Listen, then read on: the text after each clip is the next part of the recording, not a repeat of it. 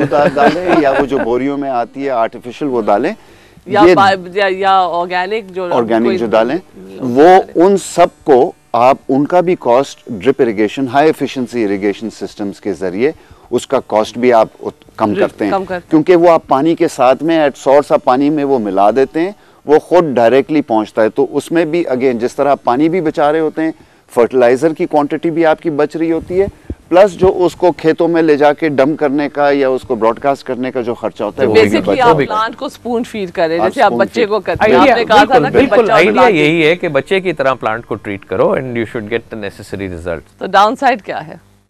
Downside, I have struggled with this one over the years, and then I'll leave it up to our specialist over here to come with it. It's not a massive downside, ऐसी कोई चीज़ नहीं है, लेकिन cost, because and if you put it in comparative terms, the cost is nothing. If you say इन्होंने कहा एक season में वापस आ जाता है, but उसकी अफोर्डेबिलिटी है ही नहीं। अगर मेरे पास मैं जानती हूँ कि 2 लाख में लगाऊंगी, I am not saying 2 lakh है, तो मुझे 3 लाख मिल जाएगा वापस विद इन, इसलिए मेरे पास 2 लाख है ही नहीं, तो मैं कहाँ से लाऊंगी? That's one.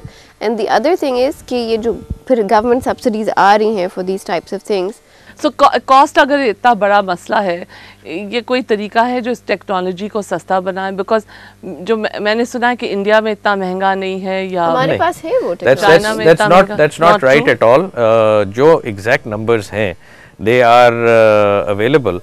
The technology is it requires, देखिए इन्वेस्टमेंट की ज़रूरत होती है।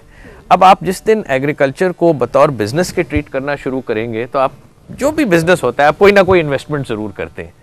अगर आप मीडिया मॉडल बनाए और उसको चलाएं, आप मीडिया बिजनेस में हैं, आप कहें जी मैं कैमरे खरीदूंगा नहीं और माइक्स नहीं खरीदूंगा और आप चला लें, साइलेंट मूवीज बनाएं, साइलेंट मूवीज भी नहीं बनेगी, कैमरा नहीं होगा।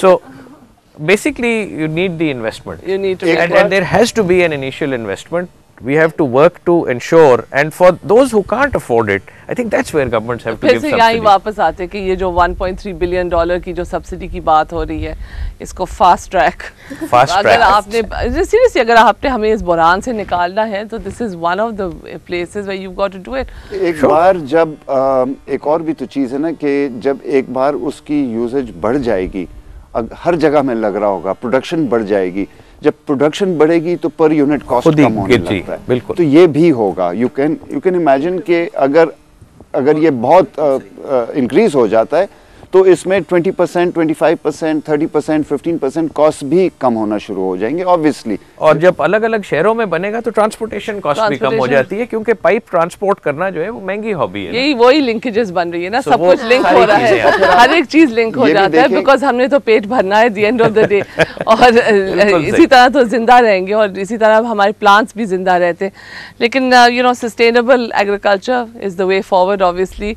Asif Qadir, Khatija Balki and Tawfiq Pasha Murad, thank you very much for being here today. Thank you for enlightening us.